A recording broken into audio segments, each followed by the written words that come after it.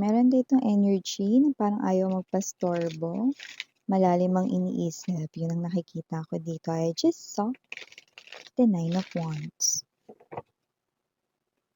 Yung energy ng parang problematic, let us see.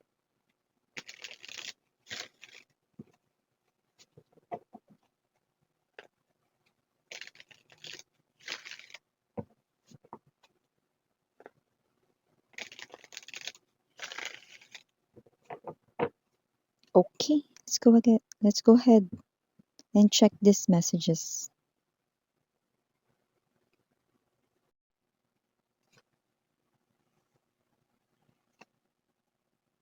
Mm-hmm. Mm-hmm. Mm-hmm.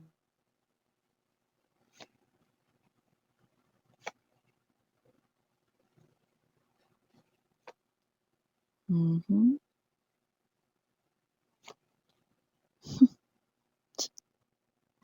Wow. Okay.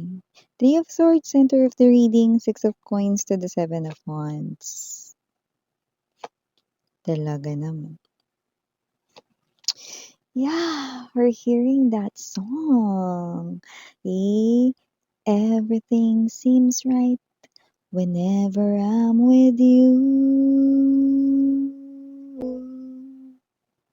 So girl, won't you tell me how to tell her about you? Yeah!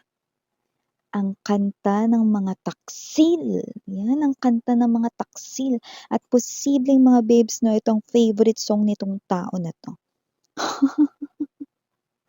Eh, alam mga babes, no, maaaring yan ang kanyang favorite song, madalas niya kinakanta sa videoke, karaoke, no? Pero whatever the case may be, yan man ay kinakanta niya sa mga norebangs, no? Or whatever yan, norebangs, no? Mga videoke, rooms, mga ganyan, okay? Karaoke, no? Pero yun nga, regardless, no? This person right here, no? This is an added and confirmed message, no? Masakit kasi yung ulo niya dito sa mali. Kaya dito na agad ako, 'di ba? So so kung sino man 'yan lumalabas rito na iniisip niya rito mga babes 'no, kung paano niya rito sasabihin sa inyo yung tungkol sa third party ng hindi niya daw kayo masasaktan. Hoy! Excuse me, you know, gusto ko sabihin sa kanya rito na kahit saan niya yang paraan sabihin 'no, masasaktan pa rin kayo dahil yan ay kasalanan niya. Yan 'no. Seven of Swords, bottom of the deck, full energy in reverse, Eight of Swords, Eight of Cups. Wow. Wow. So before we continue talking more about this, let me just greet everybody first. Hi and hello there everyone. My name is Yan. Welcome newbies, new subscribers. Thank you so much you're here. And to my returning tambayers, thank you sa inyong walang sawang pag-istambay dito sa aking channel. At kung hindi niyo pa alam mga mahal, mayroon pa tayong other channel. Link is down below sa ating description box. So if interested, just click that link para kayo mapunta there at araw-araw ay nag-upload tayo ng collective readings for all signs every day. Thank you so much 'no, kasi yung iba ginawa ng MMK and magpakailanman. Yung mga channels ko 'no, kahit hindi sila resonate 'no, they keep on watching. Thank you so much mga babes 'no. But yeah, okay, just take only what resonates, okay? Wala rin tayong gender dito sa babae, lalaki, LGBT, lahat ay welcome 'no. So just, pick up the messages na magre-resonate lamang for you, okay? And siyempre, okay, timeless tayo dito. So puwedeng ito ay nangyari na sa iba nangyayari na ngayon at sa iba ay mangyayari pa lamang 'no. So kung sino man 'tong energy na 'to 'no, wow!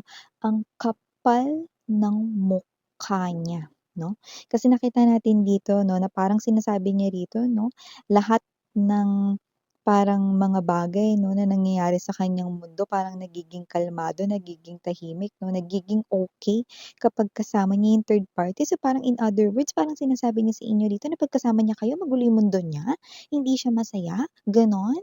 Tuktukan ko kaya 'to ng sandok. Ay, wag na, bago yung sandok namin 'no. So yun yung mga babes, kung sino man 'tong energy na 'to 'no, ang sarap na talaga dito mga babes 'no. Isa lang sa malaking kawa 'no, nakakaloka ito. Kung sino man 'tong energy na 'to na nakikita ko dito na yun nga talaga na with the Five of Wands energy. This person is keeping a third party from you, okey? At yun na nga yung nagiging problema niya rito. Isang maling sitwasyon 'no, isa siyang taksil. Yan 'no, isa siya ritong taksil 'no, kayo ay niloloko niya rito 'no, pero yung iba, yeah, may energy na hindi niyo 'to alam, pero yung iba, alam niyo na ito 'no, nakukutuban niyo na ito at yung iba alam niyo na ito 'no, kaya nasasaktan na kayo rito. Pero kung sino man siya, mga babes 'no, this person here nakakaloka 'no, hindi man lang niya nilagay yung sitwasyon ninyo sa sarili niya 'no, kasi nakita ko rito na parang paano raw niya ito sasabihin ng hindi kayo masasaktan? Ano kayo, robot? Siyempre masasaktan kayo rito 'no, dahil meron siyang iba, 'di ba? Siya ay inyong minamahal kaya nakita ko dito your heart is already wreck. Sira-sira ang inyong puso rito 'no, and then this person here 'no, parang siya nga na wala siya ritong kaalam-alam na yung iba sa inyo alam niyo na, but you're just keeping it quiet because you don't know what to do, okay? Because of this betrayal, Ten of Swords energy 'no, hindi pa kayo makagawa ng desisyon because it hurts you so much. There's too much pain that you cannot bear, 'di ba? Tapos siya iniisip niya dito paano niya kayo hindi masasaktan daw 'pag sinabi niya ano daw 'yun? So, kung sino man 'tong energy na 'to, yun yung iniisip niya ngayon, problema na ito dahil na-fall na siya with this third party, okey? At nakita ko na mas lalong nagiging problema, meron na talaga silang pag-uusap dito 'no, at may relasyon na sila at ngayon ay gusto na nilang magsama at yung iba parang hindi naman as in magsama 'no, pero gusto na nilang maging opisyal na sila 'no, ang kakapal ng mga fess. Kaya kung sino man 'to 'no, na iyo ritong person 'no, this person now wanting to decide 'no, na sabihin na ito sa inyo pero hindi niya alam kung papaano niya sasabihin na siya ay nagbibigay sa iba. Six of Coins 'no, nagbibigay ng atensyon, nagbibigay ng oras, nagbibigay ng effort, nagbibigay ng panahon, lahat na 'no, pati sarili niya binigay niya na rito. Hmm, nakakaloka siya. Kaya kung sino man 'tong energy na 'to nakita ko na 'yan ang kanya ritong problema kasi gusto na nilang maging opisyal or dinidemand na ng third party na maging opisyal ng sila 'no. Nakakaloka 'no, yung everything seems right whenever kasama niya yung third party. Wow! So, parang na rin yung sinabi na pagkasama niya kayo parang isang klase ng bangungot. Wow! 'Di ba? Kung sino man 'tong energy na ito taksil siya. Nakita ko dito matagal niyo na kayong niloloko with the Seven of Swords energy. Ito ay parang palihim na pag-alis. Puwedeng sinasabi niya makikipagkita ako sa aking mga friends 'no, pero ang kasama niya pala si third party. This person here, sinungaling 'no, isa siyang malaking sinungaling, liar, cheater. Yan 'no, this person deceived you and continuously doing that 'no. Pero ngayon mukhang masakit yung ulo niya, parang may problema siya rito. Maaaring may demand or may kondisyon na binigay yung third party. Gusto ko na maging official na tayo, ayoko na ng nililihim mo ko, hiwalayan mo na yan si collective, yan. Wah! Hindi ko alam kung paano siya kumukuha ng kakapalan ng mukha niya 'no, face powder pa ba yan o talagang iba na yung nakalagay sa pagmumukha niya. So, I think with the Fool in reverse right here, your person here is puwedeng makailang beses niya na rin sinusubukan, pero hindi niya magawa-gawa kasi hindi niya nga alam kung paano niya sasabihin ito sa inyo. Wow! Ikaw 'tong gumawa-gawa ng problema, pumasok-pasok sa isang maling relationship tapos ngayon hindi mo alam kung papaano mo sasabihin ang iyong kataksilan sa aking nakshi. 'Yan 'no, sa aking mga babes right here. Wow! 'No, talagang nakakaloka siya 'no.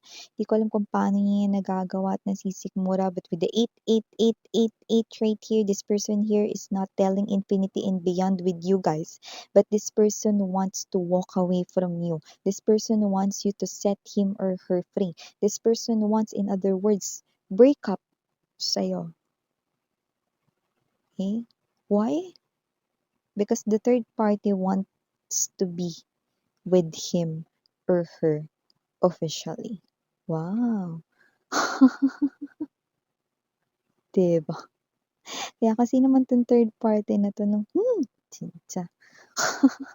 Sino man talaga 'to 'no, nakita ko dito na ito ngayon ang situation ng iyong person 'no. Hindi niya po alam kung paano niya sasabihin sa inyong gusto niya na makipaghiwalay dahil meron na siyang iba. Pero parang nahihiya siyang aminin ito kaya meron din siyang energy rito na dahil sinungaling na lang din naman siya, magsisinungaling na lang din siya rito na para hindi rito mga babes 'no, madungisan ang kanyang pangalan. Ang ibig ko sabihin, okey, may energies sila sila rito na hindi nila kayang sabihin ng totoo sa'yo. Kaya puwedeng magsinungaling sila at gumawa na lamang ng ibang story or ibang dahilan. Wow! 'Di ba? Tao pa ba ito? Yeah, okey. Kasi mukhang hindi na taong galawan ang pinapakita niya rito, 'no? So, kung sino man ito 'no, wow! Ay, okey. So, nakikita ko dito na kung sino man siya, this is something here na I think you already knew about it. Maybe you're already knew something or maybe you're feeling something weird 'no, na ginagawa yung person mo at yung iba nahuli niyo na ito 'no, na meron ditong ginagawang something smelly or something fishy but still with the four of, coins energy, you still do not know what to do. You're trying to find the answer within you, Seven of Wands energy, okay? So it looks like this is you, you're already hurting about this. You are already in pain, no? And your intuition is telling you that it's probably right if hindi mo pa alam yung tungkol dito. But if alam mo na ito, no? You're still praying na mali ka lang sana, but it's all true. And it looks like you will definitely know the truth right in here. Your person is already acting weird. Yung mga signs and clues talaga na galawan niya rito is nagtuturo talaga na meron siyang iba and you're right, meron talaga siyang iba, okey? At hindi ko alam kung saan nakakuha rito, nakakapal na ng pagmumukha yung third party rito, 'no? Kasi kaya nagkakaroon ng confidence yung third party kasi alam niya na hawak niya na ngayon ang isipan at puso ng person mo. Wow! Kaya kung sino man 'tong person mo, yan, okey? Alam mo mga babes 'no, hihilingin niya rito na palayain mo siya, go! Eh, ano, hindi ko sinasabing yun ang gawin ninyo 'no, pero if this is your case right in here, this person here is malinaw na nagtataksil sa'yo 'no. My cards never lie right here, and it looks like this is something here na nakikita kong ito yung gusto niyang gawin, eh. And nakikita ko na mas masasaktan ka lang if you're gonna keep this person here 'no, sa tabi mo. Pero hindi ako dito para apektuhan ang desisyon mo. Nasa iyo pa rin naman, it's up to you kung anong gusto mong gawin sa situation na 'to, okey? Because you're operating from the place of love. You love this person right here, okey? Itong taksil na ito, mahal mo ito 'no, kaya nagulat ka rin ng, malaman mong meron siyang iba, okey? I know what you're feeling. Your feelings are all valid right now, sweetheart, but I want you to choose yourself. I want you to decide, no, kung ano yung makabubuti for you, no? Take time to think, okay? Don't rush into anything, no, na alam mo na sa huli ay pagsisisihan mo, okay? I know, okay, na you want as well, no, na makalaya, no, sa ganitong klase ng situation and you also want to be happy. Okay. So pag-isipan mong mabuti bago ka gumawa ng isang hakbang 'no, sa kung ano man yung desisyong gagawin mo dito. At the end of the day 'no, ikaw pa rin mga babes 'no, yung gagawa ng anuman na desisyon patungkol sa lahat ng mga pinagdaraanan mo, kasali na itong malaking pagsubok 'no or dagok na ito when it comes to your love life, okay. So at the end of the day, okay. Tandaan mo na ang problema ay daan lang, hmm, hindi ka tatambay diyan forever 'no.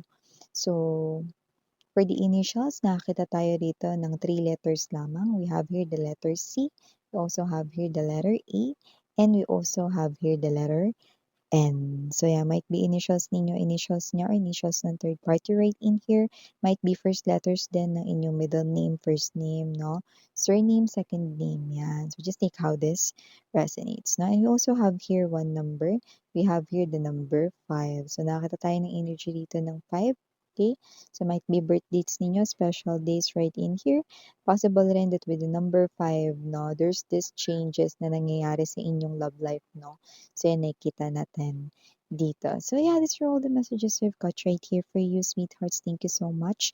Again, I'm your Yana Onni. Sarang Heyo, love and light. And